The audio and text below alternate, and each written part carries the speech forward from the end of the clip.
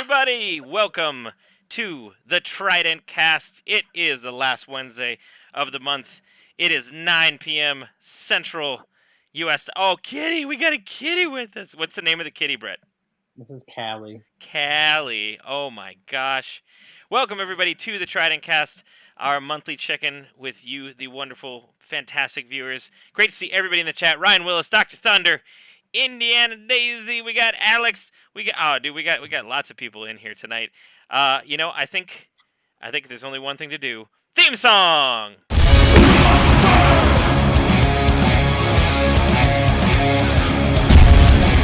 Welcome back. That was the theme song.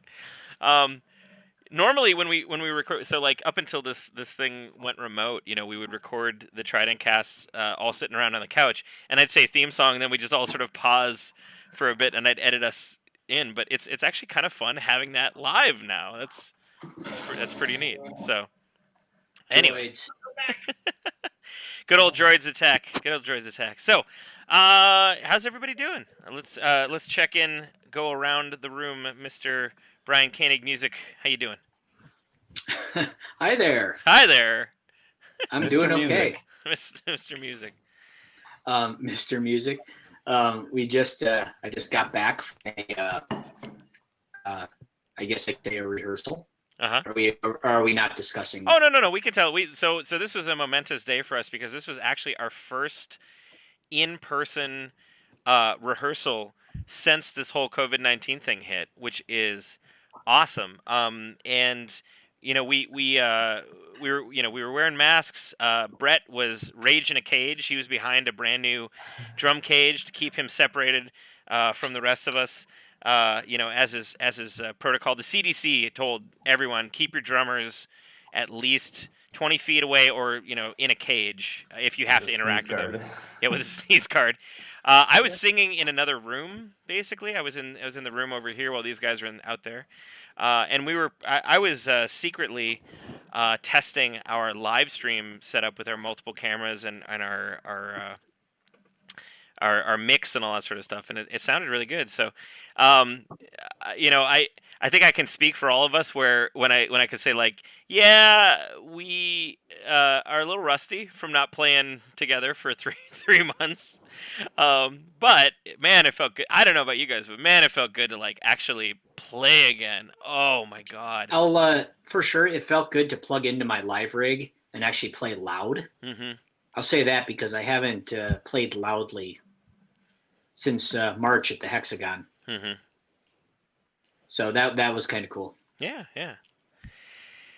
So so we did that. Aki unfortunately didn't make it today because he's currently suffering from an injury. He was in a street fight. There was a bunch of people that were trying to steal various baked goods from his favorite baked good factory, and he said no, not today, and he punched out a bunch of people. Well, his middle name's not Uppercut for nothing. Yeah, exactly. So Aki couldn't make it, but yeah, show us your sweet hand brace, Aki. Oh. Yeah. Oh, dude, that's actually kind of a stylish brace. You normally think of these sort of like tan looking things, but that actually looked kind of cool. Like that. Yeah, I'm black just and gray. Out. I don't know if I've ever missed a band practice before. Yeah. Well, you didn't miss it on purpose. I mean, you missed it for good reason. So. Well, you were at least missed. That's for sure. That is for sure. That is 100% for sure. Yeah. So, did someone write Millpool on it? Oh, Dr. Thunder. A nice reference there. Oh, Dr. Thunder with the Simpsons references. Let's keep going. Brent, how you feeling? How's it going? I'm feeling good. Well, maybe a little stir crazy. Every day feels the same almost, but I was happy to play some live music for people. It felt good. Yeah. And I've Brett, been playing a lot of the new stuff, so it also felt good to actually play that with people too. Yeah. Brett had a big life change here. He moved into a house, right? That is very true. You were not in the house the last TRIDENTcast, right? Or were you? No, I wasn't. No, you did the last time we did had a our, virtual band practice last week. You did a little tour of the house. Okay, yeah. I get our little band weekly meetings confused with the TRIDENTcast. Yeah, no, I think it was like the Wednesday before we were moving. So Aha. I had boxes and shit packed up and everything. But no, yeah, this is the new house now. So That's cool. That's awesome. that's thankfully. And you're liking it so far? Oh yeah, we love it. It's already starting to feel like home. We're getting close. We still got to get stuff up on the walls, but I mean, Mackenzie's already got murals up painted that are really nice touches, and we got our main rooms done. But yeah, it's getting there. Cool. We got furniture coming in a couple months that'll finish off another room, so we're getting there. Just set up the music space a couple days ago, so key stuff. Excellent. In the chat, Terrence Mannion says new music. Oh, Terrence. Oh, my friend. Listen, if you were on the Patreon, you would know. Oh, it's John. Okay, hold on. Let me finish this thought, and then we'll have a drink for John. But yeah, we have tons of new music. At the moment we've got something like 12 or 13 demos that are out in some form or another on the Patreon. I've got lyrics for 8 of them done. We got a few more on the way. Aki's got 3 or 4, or 7 or 12 ideas. He's got a whole album planned. You're doing a concept album about the fluffiness of cat's tails, right, Aki? I don't like concept albums. Okay, fine. All right. So anyway, it's just a loose concept. It's really not. It's not a specific story. It's more about cattails in general. So anyway, to John Hoban. Thank you, John. Drink time. Oh, What's everyone having tonight? Oh Right man. now I am with Earth Rider Brewery, Superior Pale Ale. I'm running low. After this, I'm all I got is High Life. So. Abido Torpedo. I'm excited about this one. I haven't tasted this yet. This is the Brewing Project Breakfast Buds Chocolate Chip Waffle Imperial Stout. And it's actually really good. It's a little on the sweet side, obviously, as you'd think. Let me see if I can find the ABV on this sucker. 10.3. 10.3. Oh wow, that's the same as that Doppelbock that we had. Yep, we had a Doppelbock at practice from Lakefront that was aged in bourbon barrels, which is also 10.3. And Larry says he's drinking Yuling. Yingling. Yingling. Where did you get Yingling from, Larry? What the hell? Yeah. Who But didn't know you?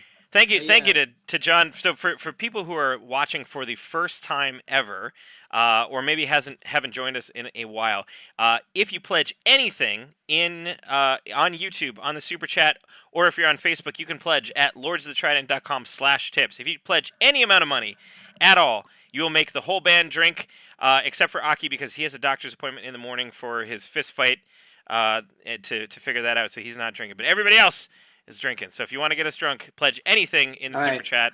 Or here you go, John. Cheers. Cheers, John. All right, here we go.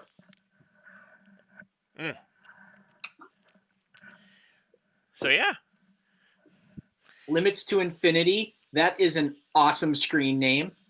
So hello and welcome. There are limits to infinity.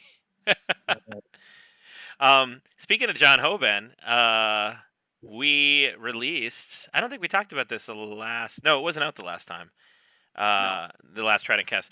So we surprised John by releasing a full cover plus video of The Touch by Stan Bush, and we got it actually retweeted by Stan Bush himself when we released it. It went out on Reddit. It went a little viral. We had about 29,000 views in 48 hours or so, and it went gangbusters. And it was such a fun song to cover and film, and just everything about it was super duper duper fun. So, yeah. Oh yeah, okay. So Limits to Infinity. We were just talking about the cover songs of Sandbush and the Midnight. Any ideas or plans for other cover songs? Yes, actually, we have a cover song in the works that I think people will also kind of dig. It is out on the Patreon, on the behind the scenes Patreon. I don't really want to spoil it here because it's going to be. I think for a lot of people, it's going to come out of left field. Maybe.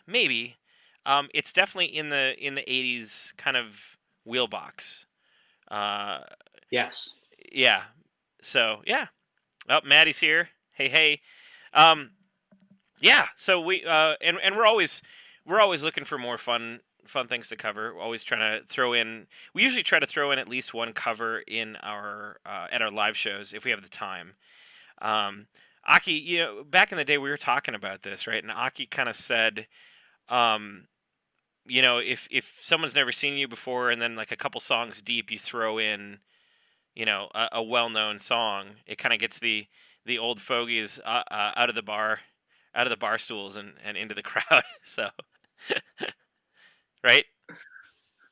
Yeah, no, I feel like, especially some of those like bar shows where, would be playing and a bunch of people would have their backs to us at the bar or whatnot. And I don't know, you bust out, Iron Maiden or Priest or whatever. And then, even if it's just one song, like it gets to actually listen. Yeah.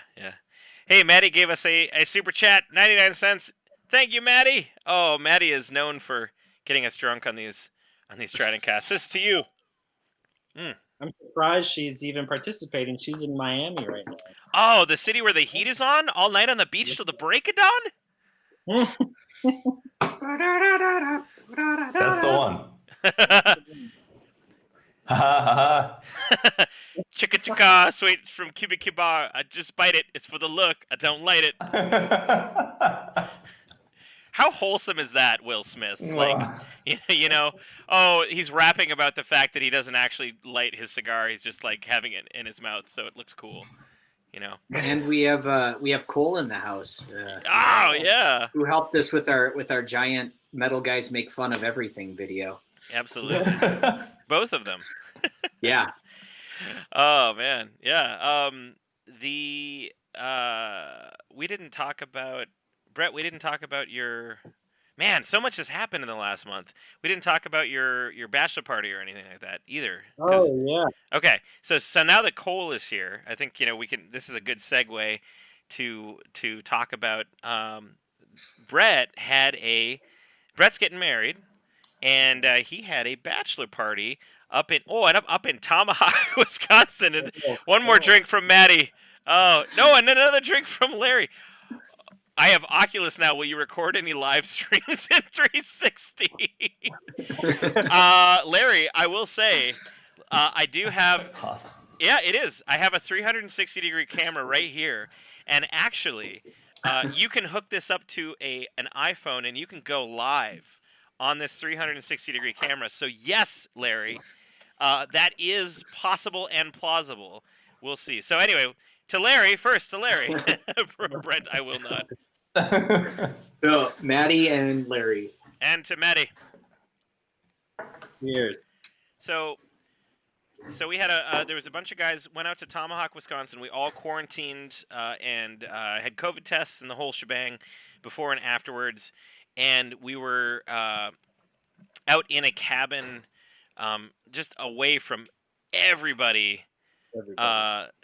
We cooked all of our own food. I think the only time we saw anybody else is like the last day when we returned the boat that we rented. But yeah, all in all, it was good.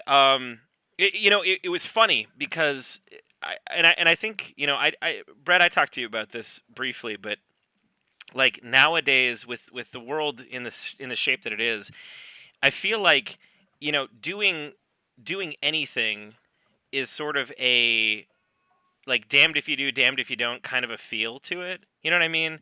Like you'll feel bad if you do something, and you'll feel bad if you miss something, right? Because you feel kind of guilty for going out during this, even if you take precautions like we did.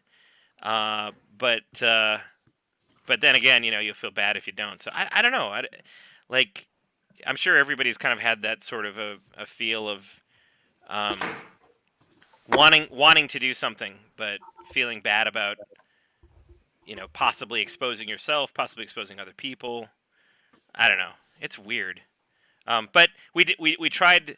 At the end of the day, we tried to do our best to quarantine and to make sure that everybody's healthy. And I mean, I can say at this point, obviously nobody was infected. And Tomahawk, Wisconsin, the area that we had that we went to, had a grand total of 2 COVID-19 cases since the beginning of the crisis. So we're pretty good up there. And so anyway, so the funny thing is with this whole thing is that there a couple of days before I went up to your bachelor party, there was an article on the New York Times that was like, okay, here's some activities and here's the risk levels of the activities, right? And it's like, oh, going to a gym, high; going to a movie theater, high. And then one of them was literally renting a cabin in the woods with a few friends who have all been quarantining. And it was extremely low. And I'm like, oh, well, thanks, New York Times, for putting the exact thing I'm about to do, in your article. That's great. Okay. So one more for Maddie. What? Oh, and limits to infinity. Oh, no. Oh, my God. There are limits to infinity in the drinking lemniscape. And then Maddie. Thank you, Maddie. Maddie's always good at getting us drunk. But yeah, Brett, sorry, I don't mean to talk all about it. Tell us about the bachelor party from your perspective. I'm interested. I mean, it was my perfect setting. I'm not a big let's go out and bar hop and do that kind of stuff and go get strippers and blah blah whatever. But no, it was my perfect weekend. I was kind of, I mean, at least 3 of you have had bachelor parties or something similar to something, I would assume. But when you bring together a bunch of different people from different aspects of your life, you really don't know how it's going to go. But all in all, at the end of the day, it went way better than I anticipated. Everybody got along so great. We already have plans for doing it again next year, the same group.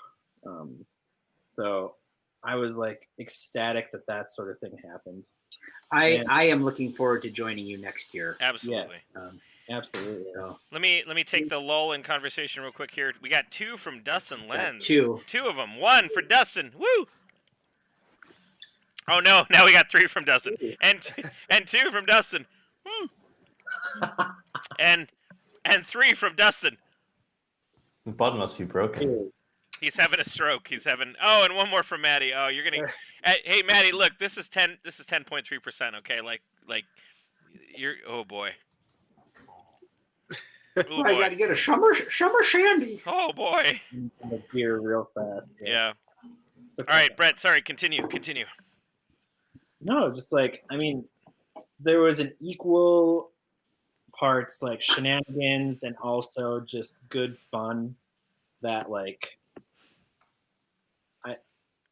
I literally couldn't have asked for anything better. I had my one day where I haven't been that hungover since I was 18. But other than that, it was a blast. You were in a bad place. You were in Very bad. And I have not been that drunk or that. I shouldn't say that. I should say that hungover. Literally since my freshman year of college. and I think all of us will be that hungover if we continue on this route with the 10.3% beers because Nikki Mo just gave us another super chat. Thank you, Nikki. Yeah. Thanks, Nikki. So, Brian, go ahead. So it popped up as a memory in my Facebook feed. It was 3 years ago today today where we were up in Superior at the camp. Yeah. And we stayed up and drank, and we were totally going to go to the bar in the morning and get $5 Glenlivet or something, and that just wasn't happening because we stayed up way too late and we drank way too much. And but at the time, boy, it sure sounded like a good idea. Yeah, we popped out of that bar, 2.5 sheets to the wind, and Brian like has this kind of like glazed look on his face. He's like, "They just told me a Glenlivet shot was $5. This is great!" And then we're all like, "Yeah, let's go here in the morning." 6 hours, we're up and at this. Yeah. Oh boy, yep. Hey, quite materialized, but we did make it to the Sexy Pagan brewery and pizzeria, and that was very good. We did. John Hoban with another super chat to John. Thank you, John. Thank you, John. I was at that show in Duluth. Oh my God. In Superior. Right? That show at Wasco's. Okay, let me for the non-Johns in the chat and watching who are not there. Let me set the stage about this show. So we were having a fun time at my family's cabin up in Lake Minising, Wisconsin, which is right about 30 minutes outside of Superior, Wisconsin. So for the longest time, for my entire life, right, my parents there's a place on the opposite end of the lake called Wasco's Campground, and I kept hearing people say, "Oh, geez, Wasco's, the Yahoos up at Wasco's. Just kept saying like derogatory things about Wasco's, and I asked my parents, I'm like, should we go to why don't we go to check out Wasco's sometimes? And they go, no, Ty, you don't. You don't want to go to Wasco's, and I'm like, I kind of do. I just kind of want to see what this is all about. And they're like, trust me, you don't. Wasco's is trouble. You really don't want to go to Wasco's, and so we got Since you're offered Thai and you can't help yourself. Well, so we got offered. So we got offered a show up in Duluth, and about a month before the show, something happened and it fizzled out. I think maybe one of the bands. Oh, I remember one of the bands that was putting the show together got offered to open for like Danzig or something. And yeah, let me take. Yes, it's coming back now. Yes. Let me take a quick break for Larry, Johnny, and Maddie. Oh my gosh, this one's to Larry. Here's the bachelor party.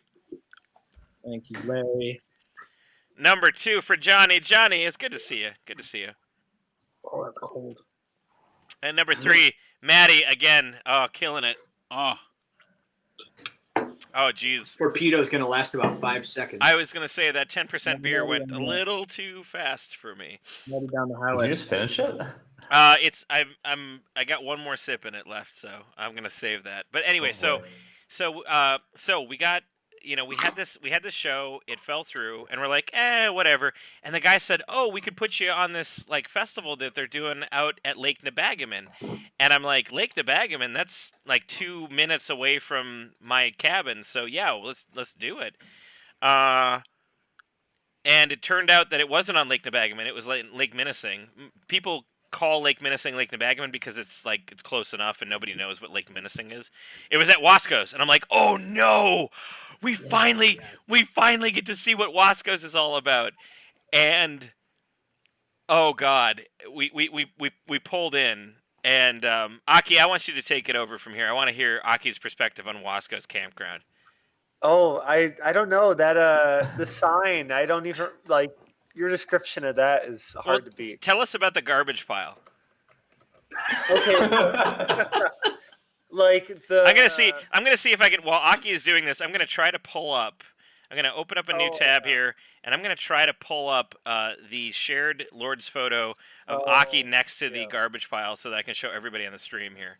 But go ahead, Aki. Go ahead. Yeah, like the venue. I feel like it was like a dive bar shack that they like used like particle board to like expand to like create a room with a stage.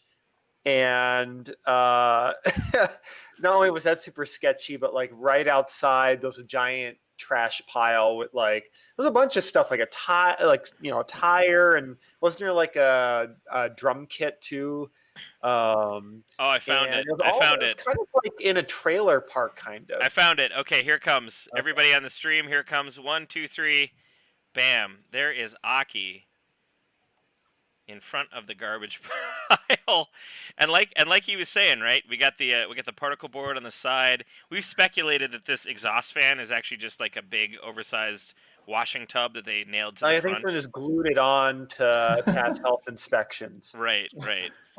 So my God, yeah. My parents were not incorrect with the you don't want to go to Wasco's. Not incorrect. All right, Sorry. I gotta make a quick. I gotta finish off this sip because Jinx gave us $10. Yes. Everybody, cheers! This is the last of the 10% beer. Thank you, Jinx. Thank you. You rock. But that was so John came to that show, and I hope it was okay, John. It was Lake Superior's finest garbage pile, which is saying something because there's an island in Lake Superior made of garbage. Yeah. Fun side story. There's a very famous island in Superior in the town of Superior called Barker's Island, and the story goes that there's also a giant like manor called Fairlawn Manor, and it's a big mansion from like the late 1800s, early 1900s. That this super rich guy, whose last name I guess was Fairlawn, built, and he apparently had a super rich friend that he pissed off, and they had this feud going for years, and the non-Fairlawn rich guy is like, I'm gonna screw up your view, and so he started dumping trash into the bay just outside of this guy's Fairlawn mansion in Lake Superior, and he dumped so much trash that it ended up biodegrading and turning into like an island, and now there are like luxury houses on this garbage island. And we used to go to, the Barker's Island Inn for like Easter brunch all the time. I mean, it is literally a island built on garbage and spite, and now it is a tourist attraction. It's amazing. USA. I personally had fun at Wasco's. The show was shit, but the experience was wonderful. Yes, it was memorable if nothing else. I mean, the whole weekend was a giant drunken blur. I mean, that was the one and only time I've seen Brent drunk. That was amazing just there. Mm-hmm, mm-hmm. That was. I played him a Frank. I played him a Frank Zappa tune, and he's like, "I don't get how this isn't Weird Al." Yeah, that might have been the best quote of the night. It really was. It was one of the best. It was amazing. Yeah. The first night, Brian's just yelling at us about the police. Yes. The band, the police. Yeah. Big difference from the normal stuff that's happening right now. Yeah. So we've been having weekly band kind of like check-in meetings where we just kind of hang like this on Wednesdays because we haven't been able to have band practice. And the last hang session, Brent brought up the point that you can basically like close your eyes and scroll to any part of the Lords of the Trident shared photo album, and there's going to be something really hilarious and funny that you can pull up. I kind of feel like we should make that a TRIDENTcast segment. Like random. I think that's a good idea. Random Lords of the Trident shared Google photos, and then tell the story. Especially for the comparatively newcomers, I think it would give them a really nice little insight into some historic moments in Lord's history. Historic, quote unquote, right? Yeah, historic. Yeah, it's very historic. Is this saved in our drive? It's on photos.google.com. Oh, okay. So John Hoban says, you killed it at Wasco's. There were fire dancers there. Question mark. And the answer is yes, there were. That's right. I met, we ended up at the bar with them afterwards and we hung out with them until they closed down the bar, and they were super friendly and super cool. I actually ended up being friends with a couple of them on Facebook just from that night. My mom hung out with them too, which was kind of weird, but they were super cool. They were nice. They were nice people. There is a question Okay. from back here a little ways that we missed. Limits to Infinity asked, what's your guys' favorite poison? I'm originally from Janesville. Oh. Janes, Vegas. And I miss Spotted Cow, but they have a good beer here locally in Dallas called Revolver Blood and Honey. Oh, that Interesting. sounds amazing. Hmm. So, So is that like favorite local beer or just favorite drink in general? Limit, if you're still with us, could you specify? yeah. And limits to infinity, I will let you know. If you're not on the Patreon, we do a twice a month beer review show called Fangs Metal Beer Club. I will admit we haven't been releasing any episodes in the last month or so, just because there's nobody to do it with. You know, we usually bring in guests and stuff like that. But we're on episode I think we're on episode like 70 at this point. Episode shit. Yeah, we're on episode shit. Which Fansville Beer Club you are? Yeah, we're on like we've gotten like 60 or 70 episodes at this point of Fangs Metal Beer Club. It's crazy. But anyway, so Local brewed beer. So maybe we can say our favorite local Yeah. beers? Yeah. Let's do that. Yeah. Brian, you go first. Let's see here. We have been taking most of this quarantine to really branch out and try all sorts of different beers that we haven't had. Most of them are not local. I'd say if I had to go with one local one that I really like lately, it would probably be the Fantasy Factory. That's a nice, just down the middle, strong, flavorful IPA. I'm totally being hipster IPAville right now, but it's what I'm thirsty for. So what can I say? So I'll go with Fantasy Factory. It's got a great label as well. Yeah. Aki? Ooh, that's a hard one. I guess it kind of depends what I'm in the mood for. I'm not really a fan of IPAs, but boy, I feel like a number of the porters that are offered by like Central Waters I really like. I'm really glad that New Glarus brought back Laughing Fox this past fall and winter. I don't know, a lot of those stout porters and like cloudy wheat beers I'm a huge fan of. Mm-hmm. I don't know if I have a favorite though. Okay. Waters, incredible work. Uh-oh. If you're lost on it, everything they make is Brian's breaking up. You're breaking up. Yeah. You are turning into a robot, Brian. You are turning. Oh, there you're back. You're back. Okay, say that again. Did you hear my? No. So I was just doubling down on Aki's statement. Everything Central Waters makes is awesome. Yeah. Like they do consistently incredible work, and their stouts and porters and things are amazing. But they're about 2 hours north of here, near Wausau, near Stevens Point. But man, are they good!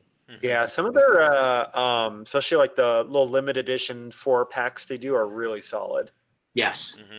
The in particular, it's called the Cassian Sunset. Yep, real that was tasty. immediately what came to mind. Yep. But even like the regular ones, like Mud Puppy Porter and whatnot, are just solid. Yeah. Yeah. Mm-hmm. I would say my favorite, if I had to stick local and pick one, they don't make it.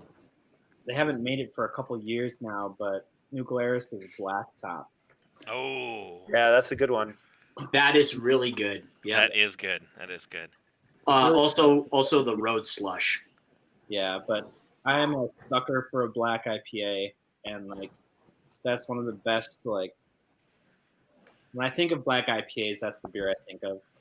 So it's like super good, but I haven't seen it for years. Every time I see like a New Glarus pack, I'm like, oh, maybe it's Blacktop, and it's not. It's Brent, what are you thinking? I haven't had a beer in 4 or 5 months. Whoa. So I'm struggling to remember, but I tend to like bocks and stouts. Mm-hmm. But I can't remember like particular ones that are around here. Sorry. All right. you know, local or regional, you know, is Chicago technically local? I mean, it's 2.5 hours away, so it's about the same as like Wausau, right? Um, my favorite beer of all time, hands down, no contenders whatsoever, is the Goose Island Bourbon County Stout. It comes out once a year. You get it on Black Friday. You have to line up for this thing, and it is gone within 45 minutes. And you can age it for up to 5 years. It reaches peak maturity at 5 years. I actually just opened a 2014 not too long ago to celebrate Stan Bush retweeting the touch, which was so good, so good. You know, in terms of like super local to Madison stuff, Carbon 4 is probably in my opinion, you know, one of the top breweries here. Diet starts tomorrow. Their chocolate oatmeal stout's really good. They have a really great smoked porter that I'm forgetting the name of at the moment. But I do like smoked porters. Also, Ale Asylum's really good. Their Diablo Belga is a pretty good Belgian. It's a little bit on the sweet side. It's kind of, the end notes are a little cloying. You probably don't want to have more than one of them, but generally pretty good, pretty solid stuff. Madison is, it's funny because like Madison is awash in amazing breweries. You know, we've got like 5 or 6 breweries here that are, you know, I would call generally pretty big breweries that are awesome. I mean, even the Vintage puts out some really freaking great stuff, you know. So wonderful. This last weekend, there's a small brewery near us. Andrea and I are almost in Verona. We're way on the southwest side of town, and there's a brewery called Hop House in Verona, and we got their session. Well, it's not a session, but it's called Polka Dot Rainbow, and it's their Belgian. And it's their triple Belgian, and it was very good. We drank that while we kind of did some house cleaning on this last weekend. That was very good as well. I'm looking at Ben Durgan in the chat. I know Goose Island was owned by InBev, but I will say that the original, as far as I know, the original brewers still brew some of the one-offs, especially the Bourbon County Stout. Back when they were independent, they had an oatmeal stout that was like my house beer. It was my go-to beer, and they stopped making it, and it just kills me inside that they do that. And it's the same with Liney's. Like as soon as they got bought by a bigger, you know, company and started making bigger batches, I feel like the quality just degraded, which is just kind of crappy. So, but I feel what you're saying. You know, we try to stick with the local stuff, the craft stuff as much as possible. I don't know. And to answer Limits to Infinity, is there a P.O. box on the site where I could send you a few samples? Yes. If you go to lordsoftheTrident.com and you look under our contact section with the email booking PR, we actually do have a P.O. box where you can send us stuff, which I will pull up and read. I keep forgetting to do this, to read this on the podcast, because this is actually a recent addition. We used to have people shipping stuff to my house, and then my wife was like, hey, could you not tell random people on the internet where we live anymore? Could you not do that? And I'm like, yeah, okay, I get that, I understand. So Sakura Mochi. What about Untitled Art? Oh God, also awesome. So it's like, there's a lot of good beer around Madison. There really is. It's hard to miss. Here's the problem with Untitled Art. The problem with Untitled Art is that everything they make is like easily a 7.5 out of 10 or higher. And they never have anything. They never keep anything the same. There's never it's always something different. Every month they're coming out with something. Like I just bought the chocolate lava cake porter. Oh God! Which is amazing. Yeah. But like, you know, a few months ago they had like a peanut butter, you know, blah blah blah blah blah, and they only make it once and then it's gone. So like, I love Untitled Art. It's like $18 for a 4-pack, so it's crazy expensive, but everything is good. So it'll get you drunk. It's hard for me to say this is my favorite beer of all time when you can only get it for 1 month and then it's gone for the entire rest of your life, you know. Okay, P.O. Box, Lords of the Trident, P.O. Box 45834, Madison, Wisconsin, 53744. If you want to send us stuff, send it there.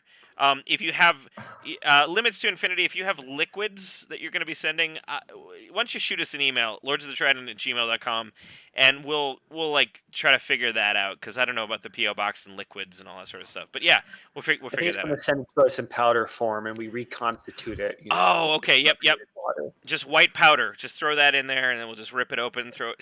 It'll be great. Bound to work out. Bound to work out.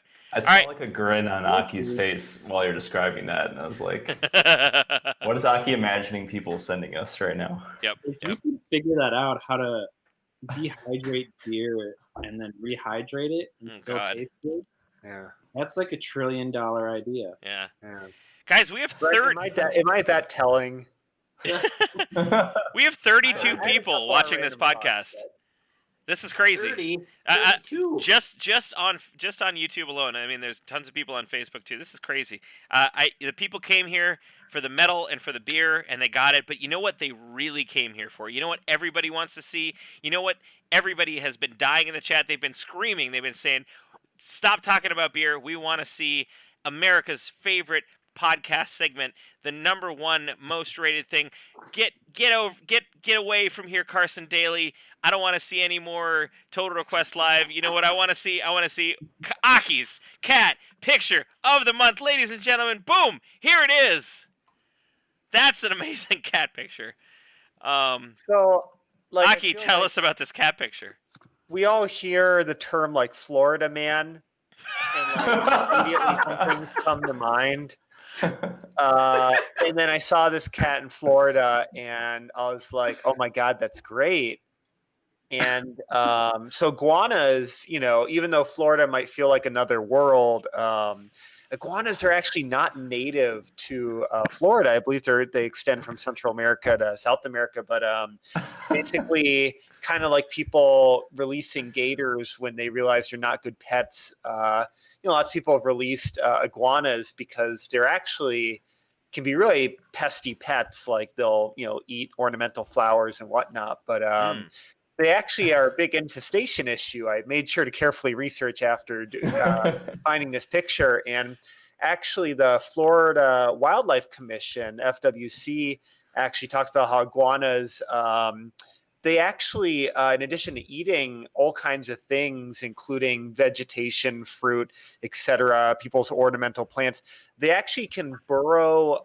They can actually create burrows that end up destroying sidewalks and even seawalls. Wow. So yeah, I saw that cat and I'm like, oh man, taking out the pests. So this cat is really doing us a favor, or at least the people of Florida.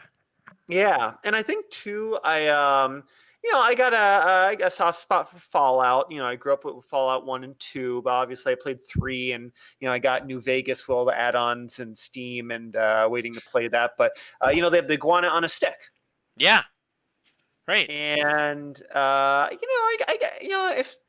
if I had the opportunity, I might try one. I don't know. An iguana. Oh, to eat. I mean, if someone stuck it right in front of you on a kebab, I mean, I don't know, maybe. I mean, I think I would too. Yeah. Yeah. I mean, it's good enough for cat here. I mean. Yeah. Right. I actually find it funny. I feel like the cat looks mildly annoyed, like it had to catch the iguana because its owners couldn't find food.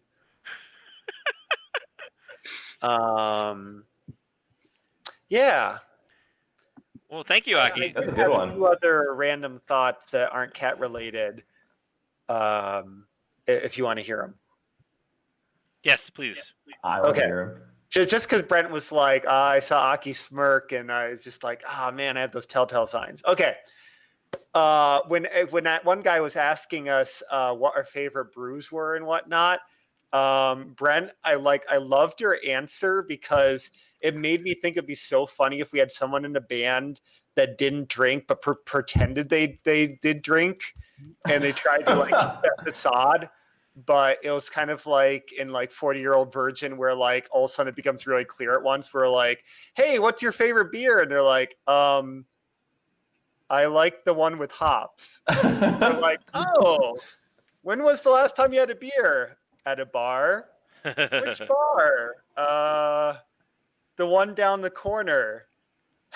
Hey guys, ever notice how when you get drunk, things smell like wet dog?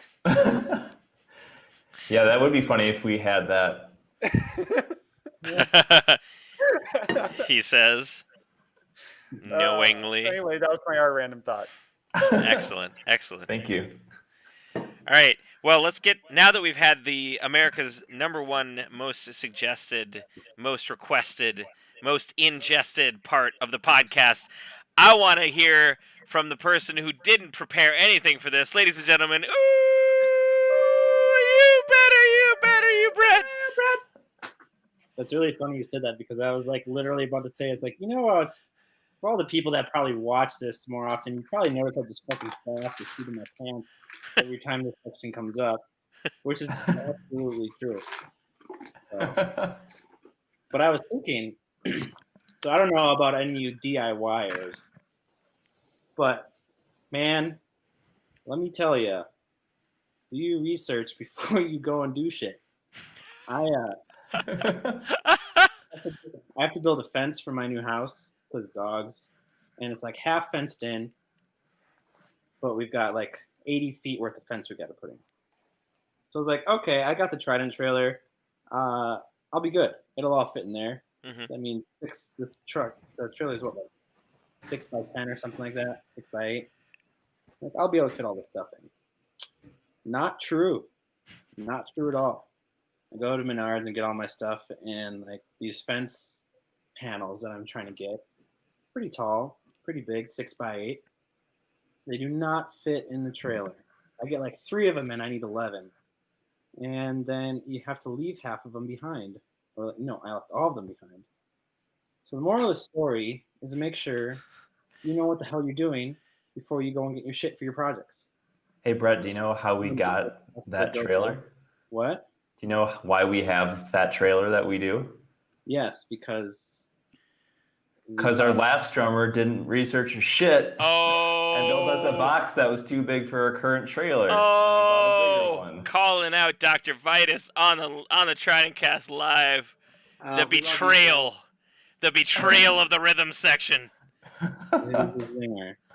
No, I'm happy because the bigger trailer is way better. Oh, way better. Easily. So much better. It has definitely been better. 100% good. Yeah, I was like, oh, I'll be good. Like, this trailer can fit so much. Not a bunch of fence panels, I'll tell you that. So, you're going to do your projects, do your research, make sure you can fit your shit where it's going to go. That's all I got. All right. That was, you better.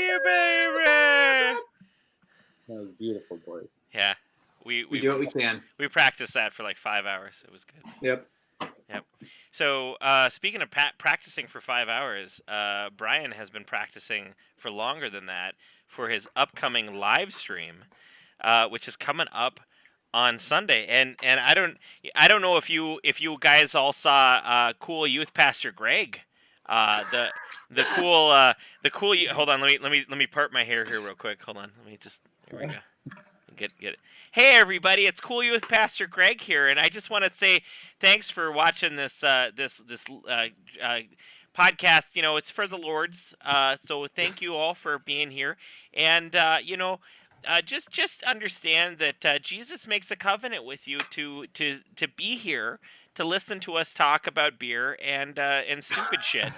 So please give generously. All proceeds will go to something eventually. There's so many great details in that video. Like the center part was fantastic. Yep. And like the sitting on the chair, like straddling the chair backwards. Like, Yep. Lot of great details in there. Yeah, the pause before you're like, Jesus. You know who else was pretty cool? Well, and it was funny because it was like somebody said, "Where did you get that character from? Like, what was the inspiration?" I'm like, "My childhood. I don't know. What do you like?" I grew up in northern Wisconsin with a bunch of like cool youth pastors that skateboarded and wanted to tell you what it was really like, and yeah, it was, oh boy. and yeah, John said, cool youth pastor Greg has to be a regular thing. I've gotten that request by many people. Everybody's like, when are we going to see cool youth pastor Greg again? So I guess next time I'm going to have to show up with like a bunch of bandages around my neck and be like, hey everybody, it's cool. Yeah, you kind of exploded him. Yeah, I kind of killed youth pastor Greg. I wasn't expecting him to be such a hit. I don't know. But hey, there you go. He really blew up. Oh, beep, beep, beep, beep, beep, beep, beep. You got a break? Yeah. We do. I have to get a beer. So I want someone to talk about something for 2 seconds. Well, I'll be right back. We started talking about Sunday, and then youth pastor Greg is way more compelling. So there we went. Yes, I've been practicing more than 5 hours. I practiced 5 hours and 5 minutes to prepare for this Sunday. It is very similar to shows I've done in the past. I am going to break out of my performance rut starting this weekend, and I'm going to do a monthly, every last Sunday of every month at 1 p.m. I'm going to do different like solo shred shows, and I think my plan is to kind of do a theme on each one. And my first theme is going to be old school video game soundtracks and music. Nothing newer than 2000 in the set. Oh. So if you're into the old Nintendo, Super Nintendo, even a little bit of like 64 and arcade games and that sort of stuff, this is for you. That was the music. That was those were the games from my childhood. So it's a huge nostalgia trip. I am not going to play Deadly Sleep because that was not in a video game. What is that?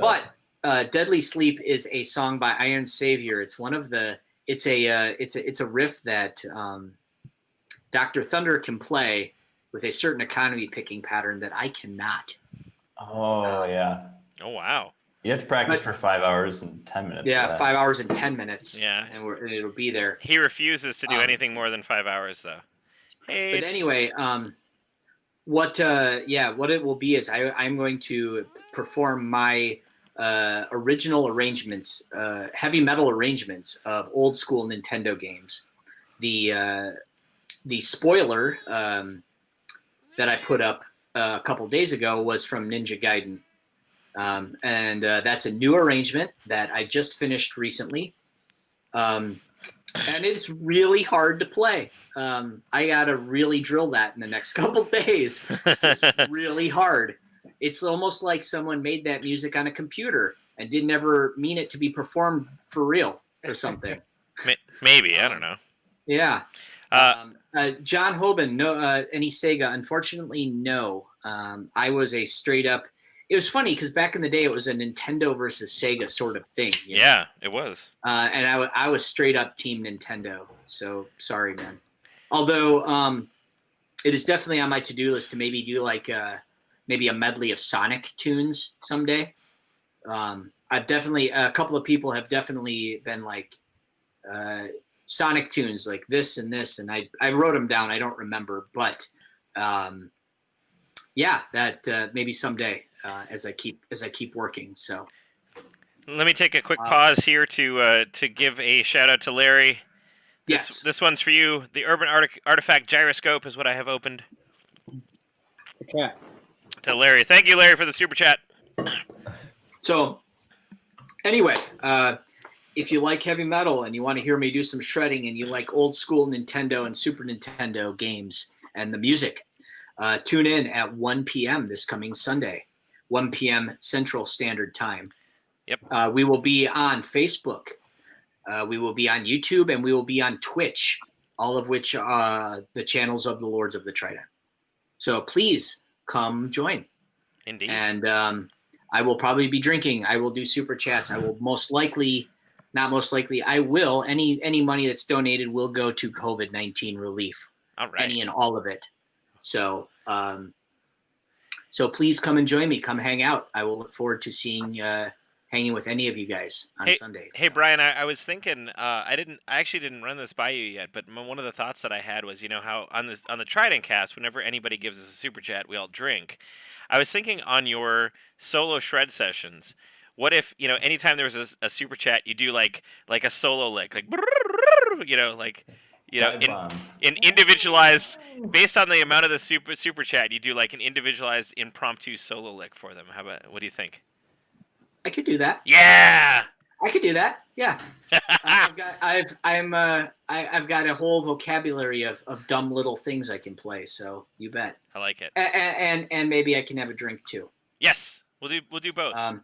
So it's called I like to.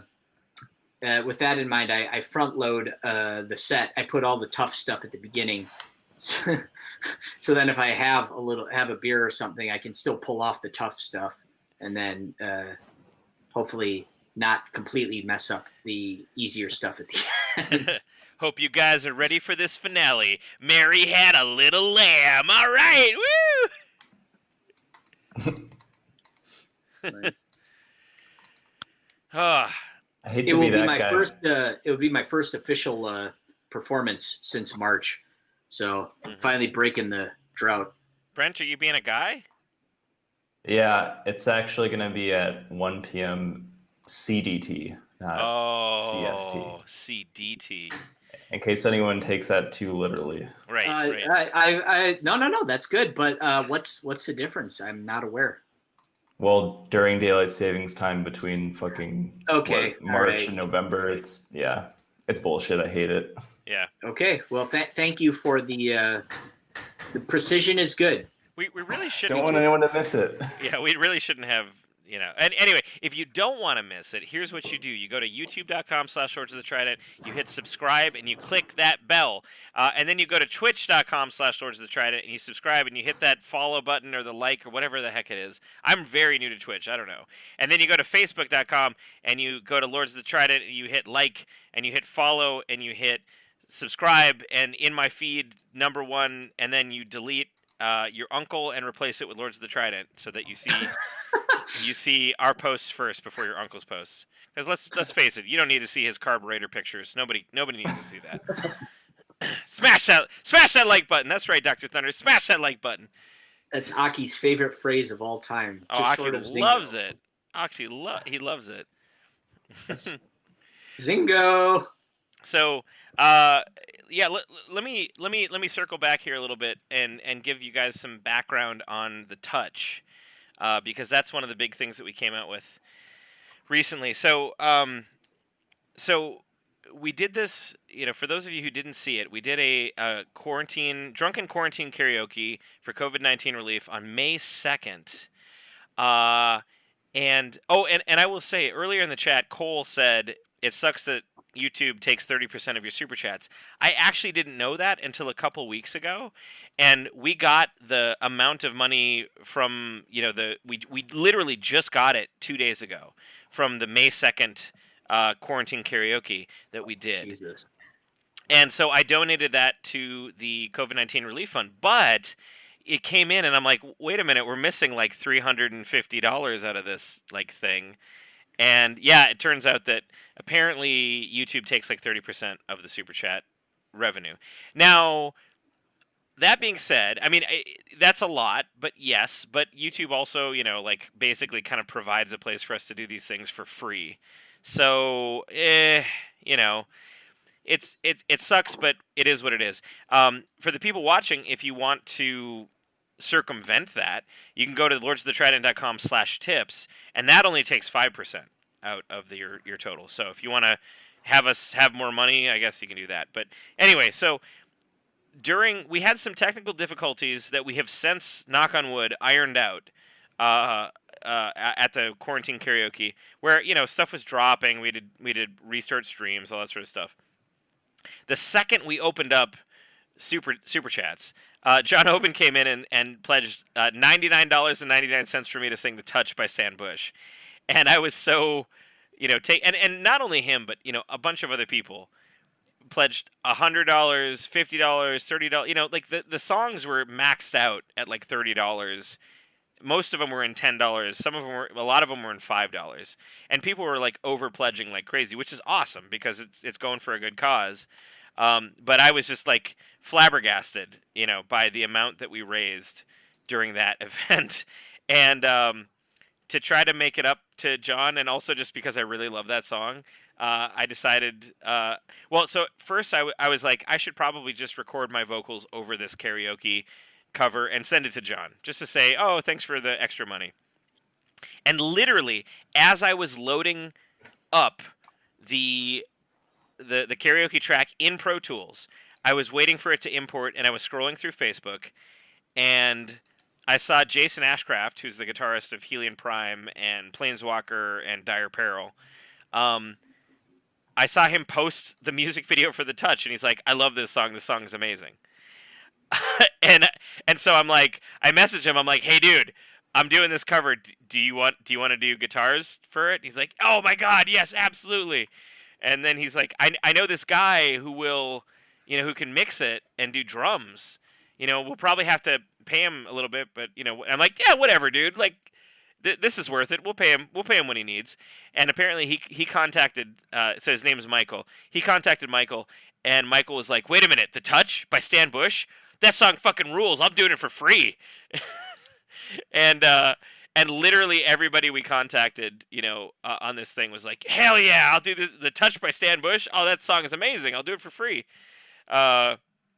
So we did that.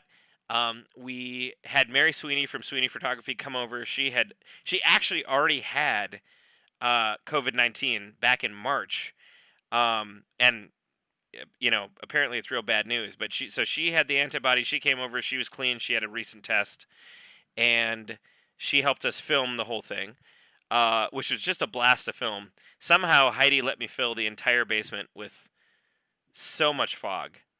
Too much fog. Like, the basement's still kind of sticky from the fog that we put into the air. But we had, oh man, it was so much fun to do. Yeah, and then I went over to Brian's garage,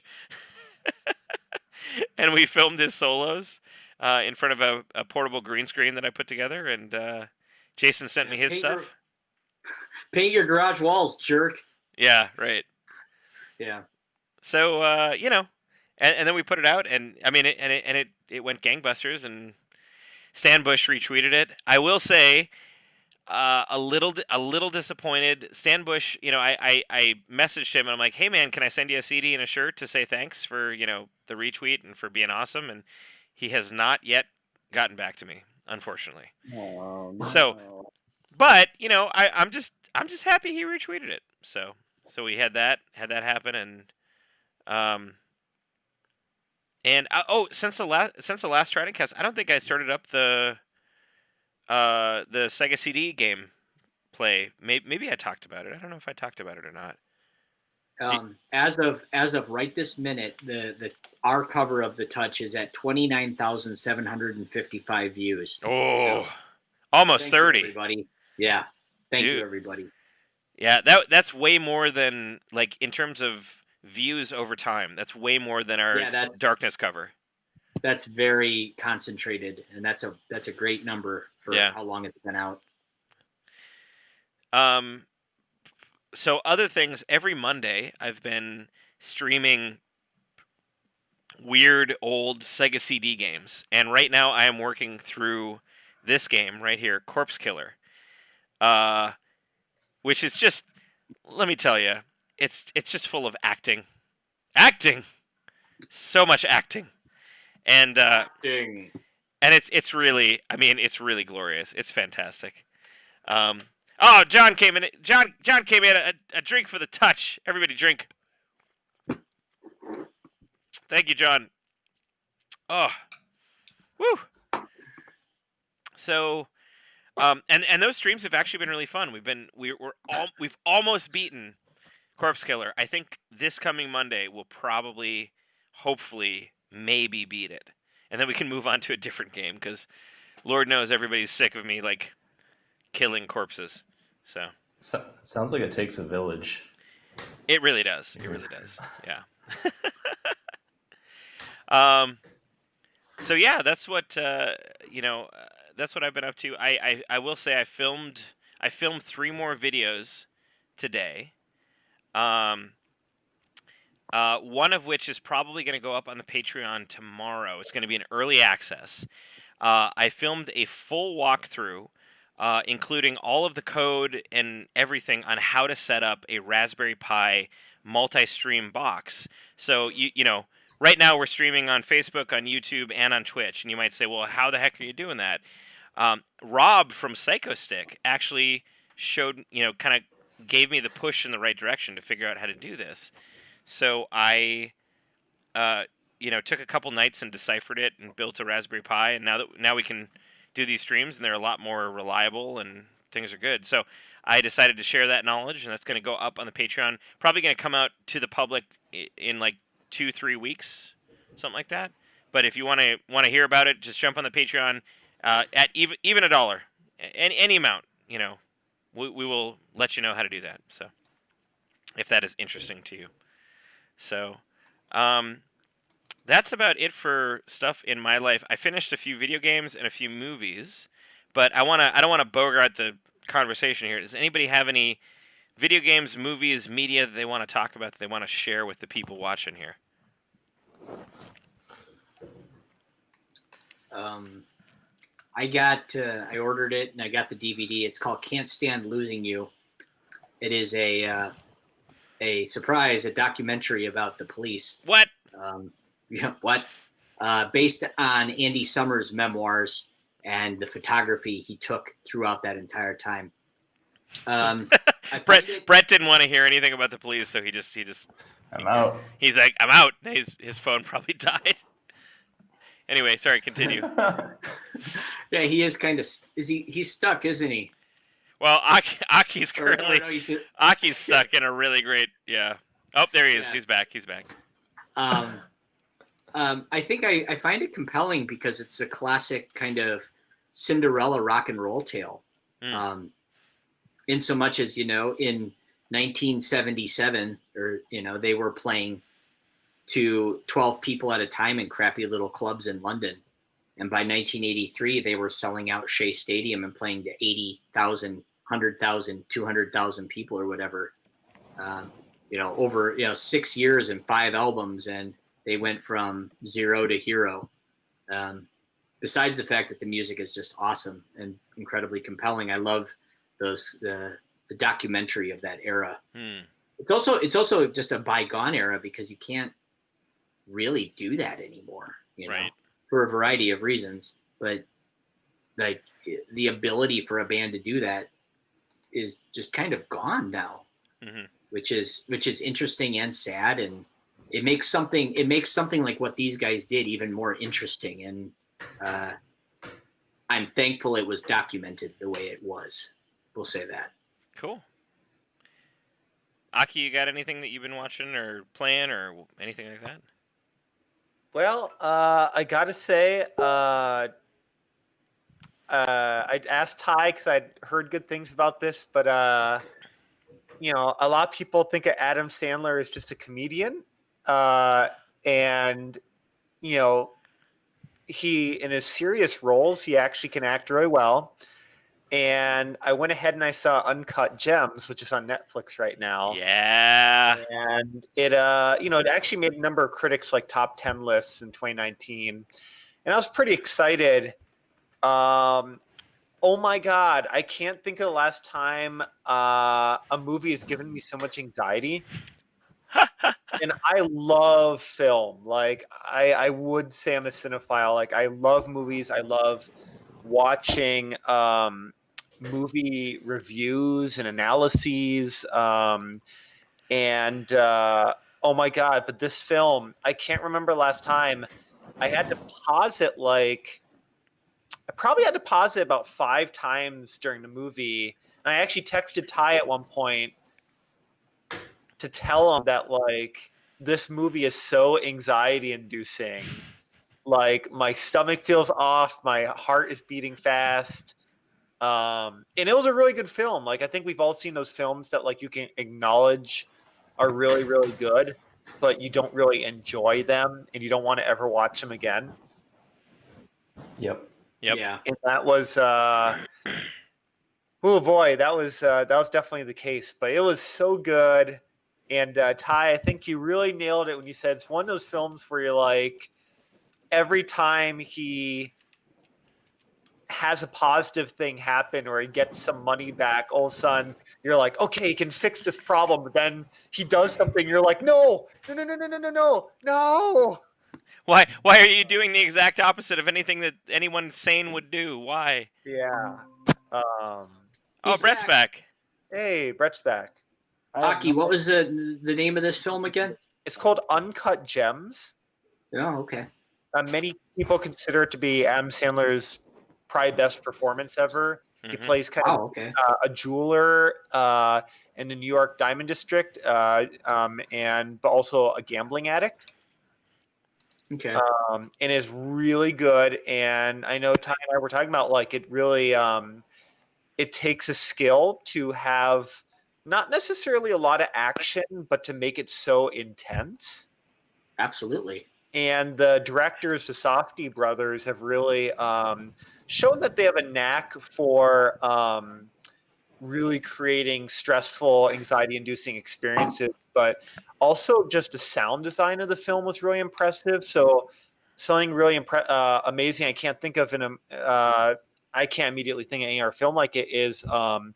People are constantly yelling over each other, and it's really featured heavily, like in just how the sound comes out. Like you frequently you can't just hear one person. Like there's a bunch of people yelling at each other. All the meanwhile, they'll be playing like music and whatnot. And it's just like, yeah, it's very stressful and disorienting.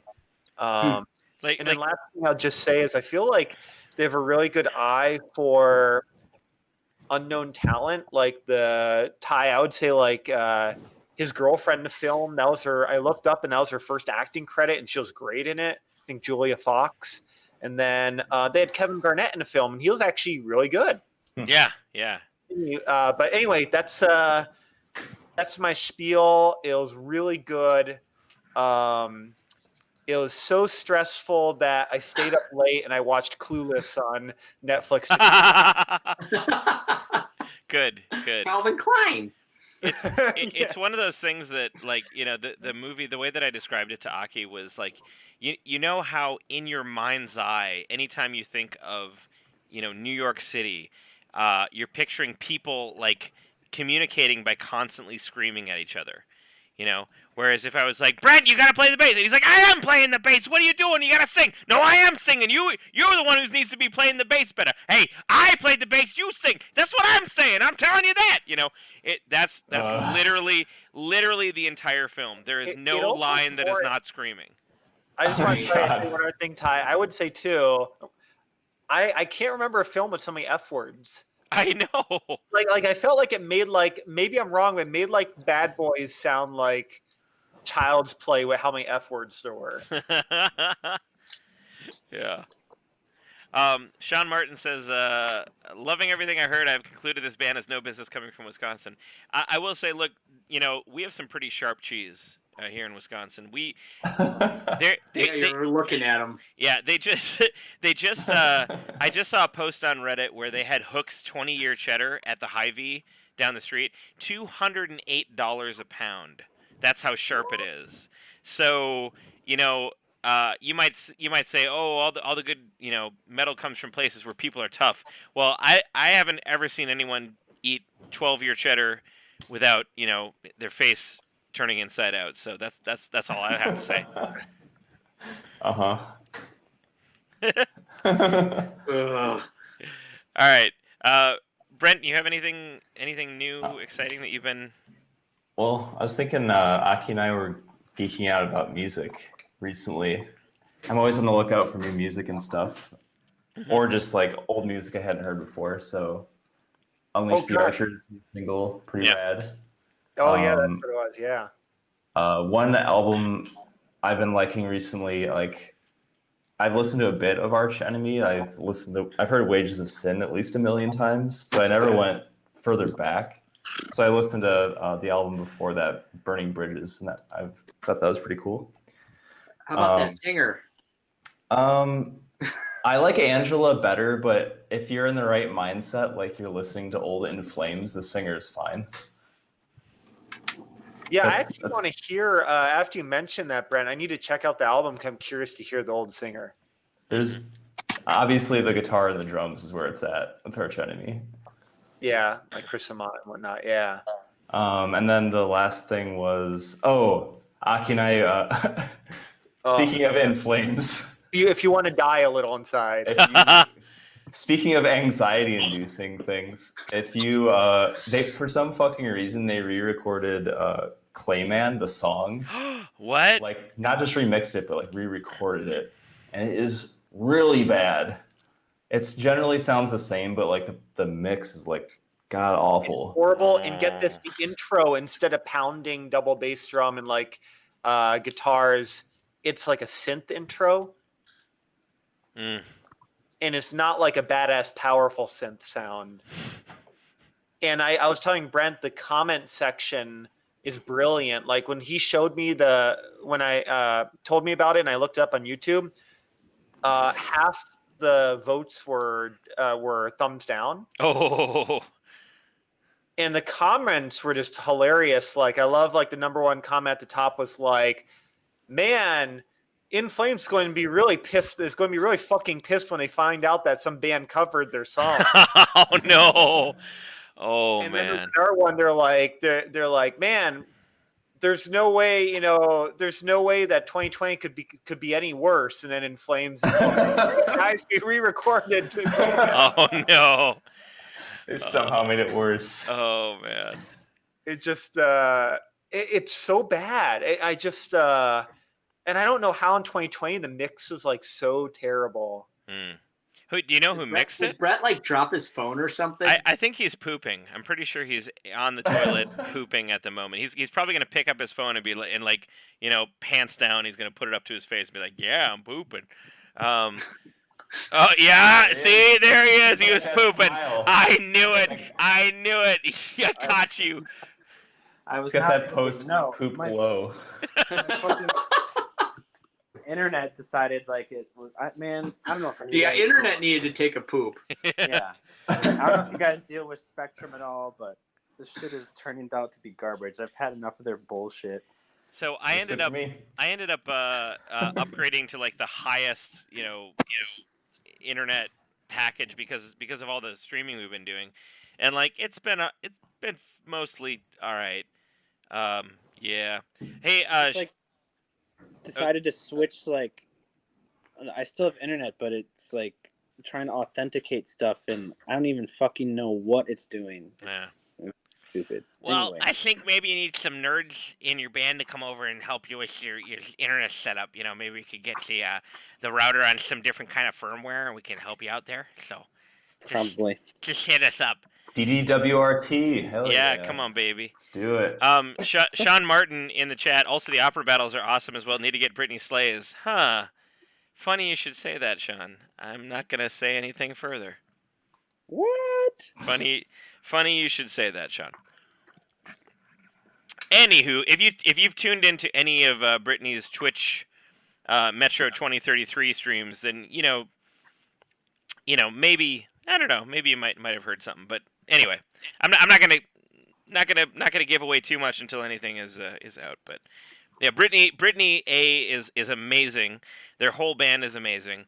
They're some of the nicest human beings in a band that I've interacted with, and yeah, they're 100% cool, and they're definitely Canadian because they're like amazingly nice. Which I think, by law you need to be. So, anyway, all right, Brett, you've just been moving. You haven't been consuming any media or games, have you? Actually, before I moved, I started playing Assassin's Creed Odyssey. And let me tell you, I got hooked real fast. The old Assassin's Creed games, like, they were fun. Like, they had their shtick, I guess. But I don't know. I watched somebody playing Origins, and then I was like, it looks kind of fun. And I was like, I wanted a big world game like to start anew on. And I was like, maybe I could go back and start Skyrim over. I was like, that commitment is like, holy fuck. So I was like, all right, I'll give Assassin's Creed Odyssey a try. And so far, I'm really liking it. It's super fun. It feels like it's going to be a long time to play it. So it's a good like commitment to get into, and yeah, I'm enjoying it. Awesome. Well, yeah, go ahead, Aki. Oh no, I was just gonna say, can I just say, if you ever like don't want to commit, but you want to have a really great experience with the game and a story, and also get to shoot a bunch of things and whatnot, really gotta recommend playing the Max Payne trilogy. Oh, yes. I just really have fond memories of being. I remember in the dorms in Thai, you let me use your computer to play through Max Payne 1 and 2, and then later I myself played through 3 on mine. And all 3 games are really good, and just it popularized a bullet time mechanic. And really, I wouldn't really say any of the games take longer than 7 or 8 hours to play, but they're full of great like noir atmosphere and even like a mix of comedy. Oh, absolutely.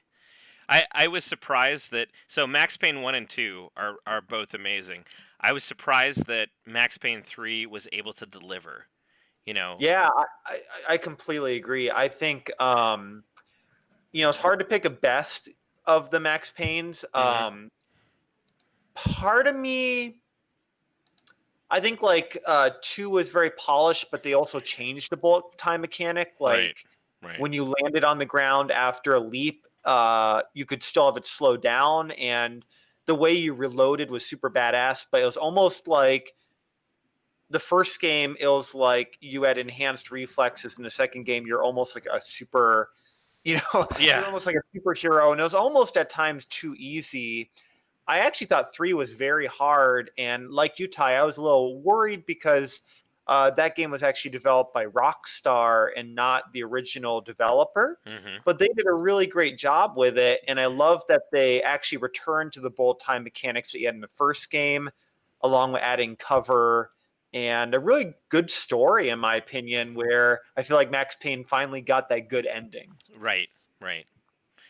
Sorry, I tend to go on way too long. No, that's great. Let's take a quick break to give a toast to Johnny. Johnny, thank you for the super chat. To Johnny. Oh, Johnny. Johnny plays in a band in Memphis, and before this whole COVID thing happened, we were planning on going down to Memphis in September to play with Johnny. Is that going to happen? I don't know. I guess we'll have to see kind of where things are when we get a little closer to September. I don't know. For us on our end, it's kind of looking like a lot of almost all of the live stuff, maybe even the West Coast tour at the end of the year might be postponed. I mean, we'll have to see what the safety levels are and where basically where we're at in terms of a vaccine and stuff like that. I talked about this a little bit in the Mad with Power cancellation video, but like right now we're all used to staying home, staying away from each other, social distancing. We all have that in our minds. And I think even after we get a vaccine, it's going to take at least a couple months for people to get comfortable again with being in crowds, with being next to other people, to unlearning that, learned caution. We'll have to see kind of where the state of the music industry is at as things go forward. Johnny, we will absolutely play together at some point. I hope it can be this year or maybe next year. Definitely next year. It's a paradoxical thing in that anytime you play a show, you want to get out as many people as possible. The bigger the crowd, the greater the show, and that's the exact, completely wrong thing to do right now. Right. That's the worst thing to do. So yeah, I don't know. It's hard. Yeah. It begs the question of like, you want to play a show, but you purposefully don't want a lot of people there. Right. Like, it just doesn't make a lot of sense. Mm-hmm. So I don't know. Because I mean, we're not even through the first wave. I mean, we're at a mesa if you think about it, with 12 states just having their highest number of new cases in a day. So. Mm-hmm. I tell you what we will be doing, though, is that we have poured a bunch of our resources into putting together some of the best live stream content possible. We've got, starting in August 12th, we're going to have full band, fully mixed, multi-camera live streams, 5 different angles, different cameras. Everything's going to sound amazing. We got that coming up starting August 12th.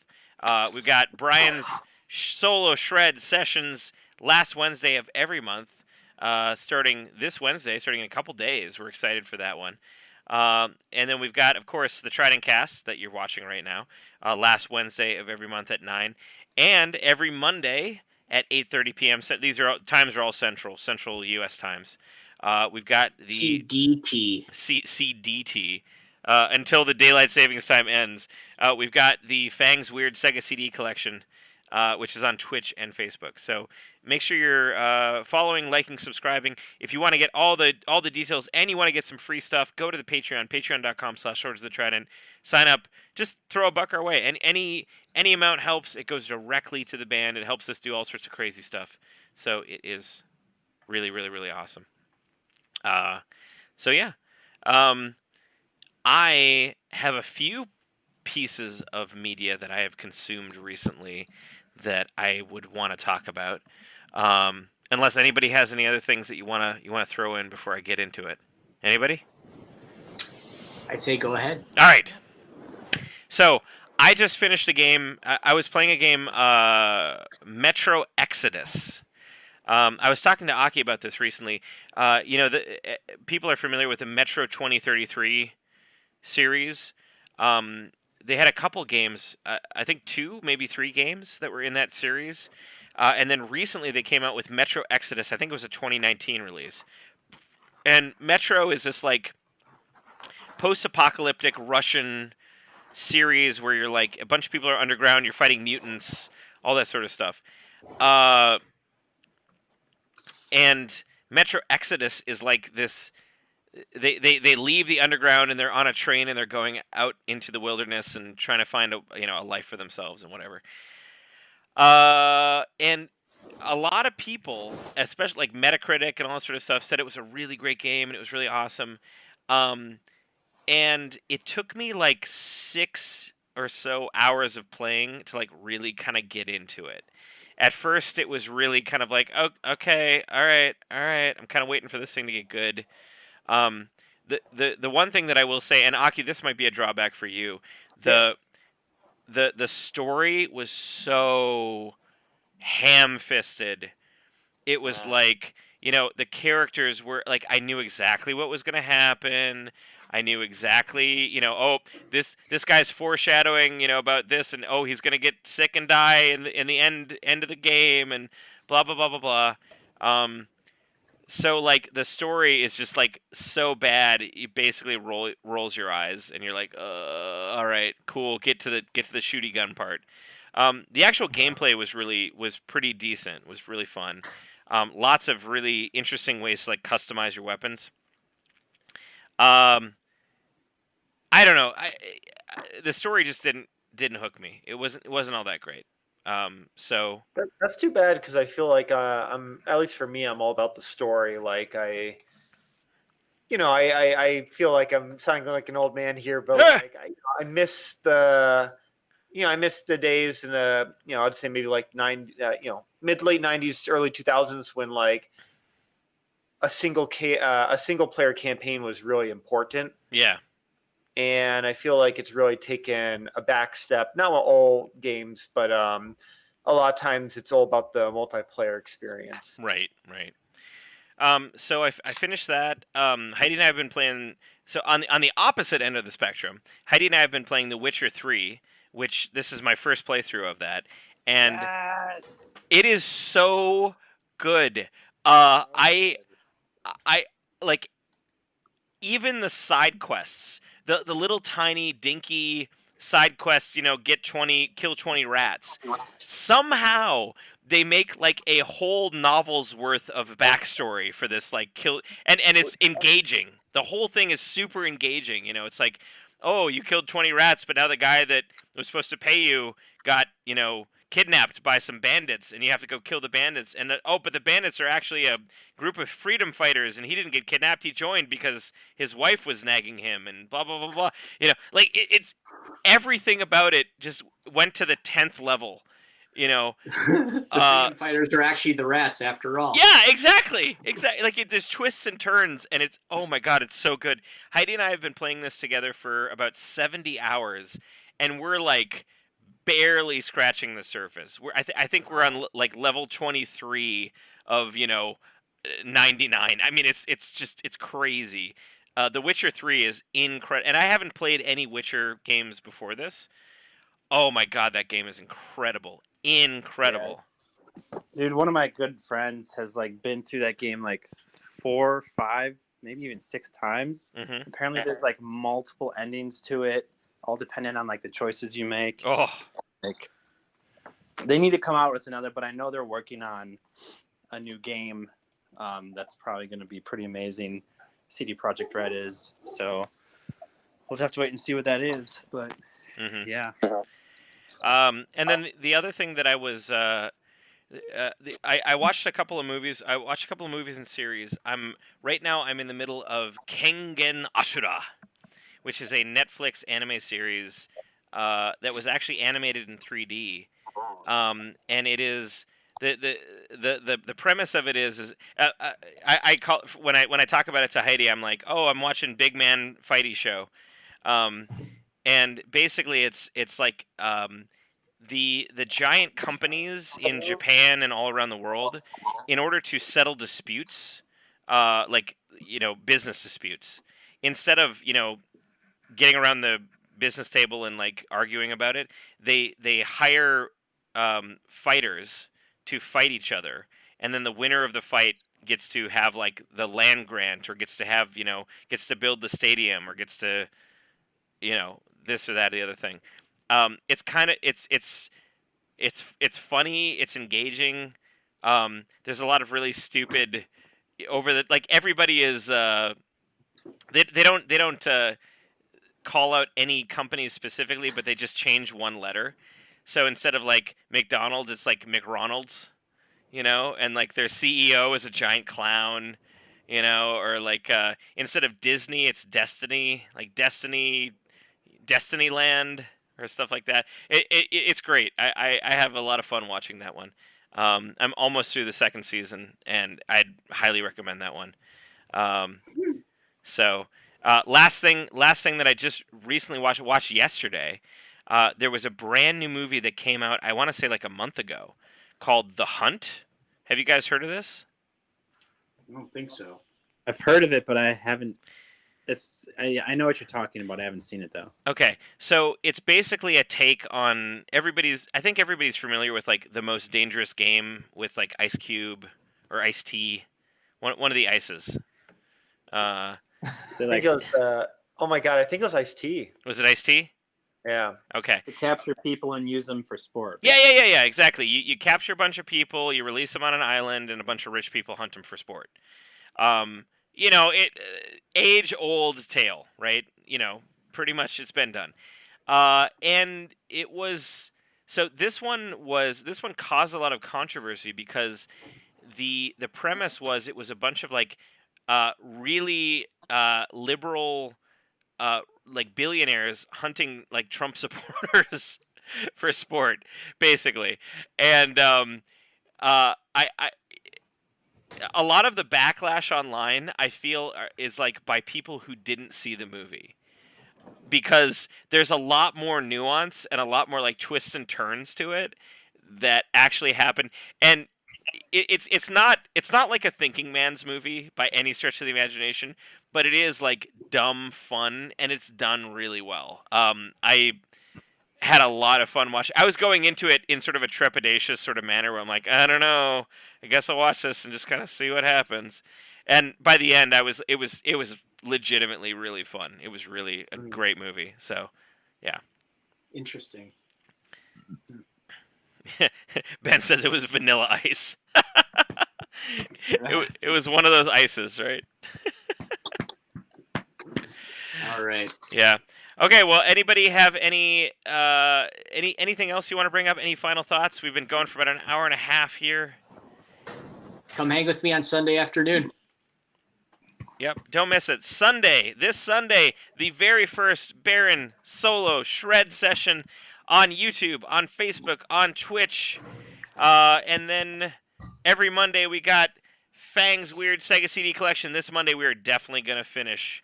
Oh, I got it upside down. We're definitely gonna finish Corpse Killer, 100%. We're gonna do it. Aki, Brett, Brent, anything else you guys want to talk about? Nope. Nope. Not off the top of my I said it all.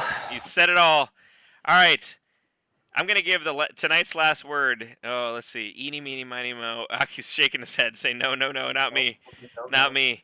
All right. Last word tonight goes to Brett Walter. Brett, last word.